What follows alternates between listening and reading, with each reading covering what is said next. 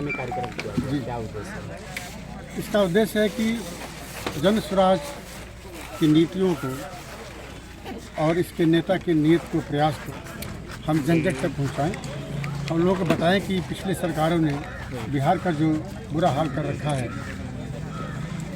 वो किस कारण से किया है, कैसे किया है, और हम ये भी बताने का प्रयास कर रहे हैं कि हमारी सरकार आएगी तो उनको कैसे दूर किया जाएगा, किन किन मुद्दों को लेकर के हम आगे बढ़ रहे हैं, कैसे उसको इम्प्लीमेंट करेंगे, लगाएंगे, और कैसे बिहार को इस बदहाली से निकाल करके एक विकसित राज्य की ओर लेकर जाएंगे। क्या मैनिफेस्टो रहेगा कुचायकोट विधानसभा के लिए, क्या खास?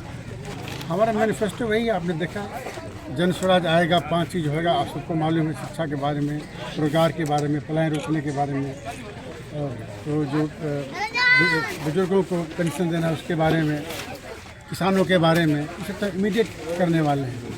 उसके बाद हम लॉन्ग टर्म के लिए बिहार की पॉलिसी भी बनाएंगे और हम बिहार को एक लंबे सस्टेन डेवलपमेंट की ओर लेकर जाएंगे। बिहार एक बाढ़ग्रस्त क्षेत्र है,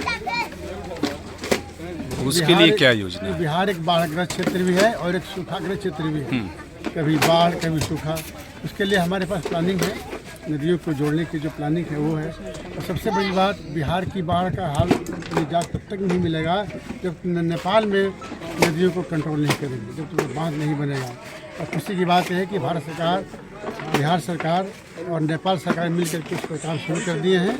काम मेरे ख्याल से 5-6 साल में हो जाएगा और तब बाढ़ पर हम नियंत्रण पाएंगे। एक मुद्दा कुचायकोट में है जो कि शायद ही किसी के मैनिफेस्टो में देखने को मिलता है। गोपालगंज में भी एक यूनिवर्सिटी चाहिए, यहाँ की युवा लगातार आंदोलन करते हैं, मांग करते हैं। बिल्कुल बिल्कुल, आपने सही कहा कि गोपालगंज यूनिवर्सिटी चाहिए, डिग्री कॉलेज चाहिए, कसदौरी में, कुचायकोट में हमको कम से कम 2-3 डिग्री कॉलेज भी चाहिए, यूनिवर्सिटी चाहिए। और हम चाहते हैं कि शिक्षा का स्तर यहाँ पर बहुत बढ़े।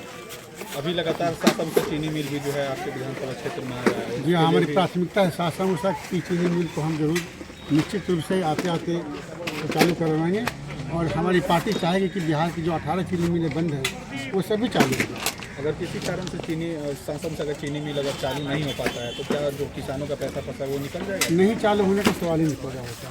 हम किसानों के जो बकाया राशि करीब 40 करोड़ से भी ज़्यादा उसको दिलवाएंगे और चीनी मिल को भी जरूर चलाएंगे, हमारा वादा है। बिहार में सर एक भी बढ़िया हॉस्पिटल नहीं है सर, हम लोग को गोरखपुर लखनऊ तक जाना पड़ता है इलाज कराने के लिए। यही तो दुख की बात है, बिहार में बढ़िया हॉस्पिटल नहीं है, शिक्षा की व्यवस्था नहीं है, रोजगार की व्यवस्था नहीं है। 3 जो मेन मुद्दे हैं उनको लेकर के हम आगे बढ़े हैं और निश्चित रूप से ही आपको इस पर काम करके बताएंगे। आप लगातार क्षेत्र में भ्रमण कर रहे हैं तो गांव गलियारों की सड़कें भी आप देख रहे होंगे किस प्रकार की। हाँ, बहुत बुरी तरीके से। बारिश भी हुई 4-5 दिन पहले, क्या कर देखें। चुनाव के पहले उन पर ब्लैक टॉपिंग लोग कर रहे हैं, लेकिन वो चुनाव तक ही चलने वाले, उसके बाद तो फिर खराब हो जाएगा। और मुझे मालूम है कि किस गांव में कौन सी सड़क कितनी खराब है।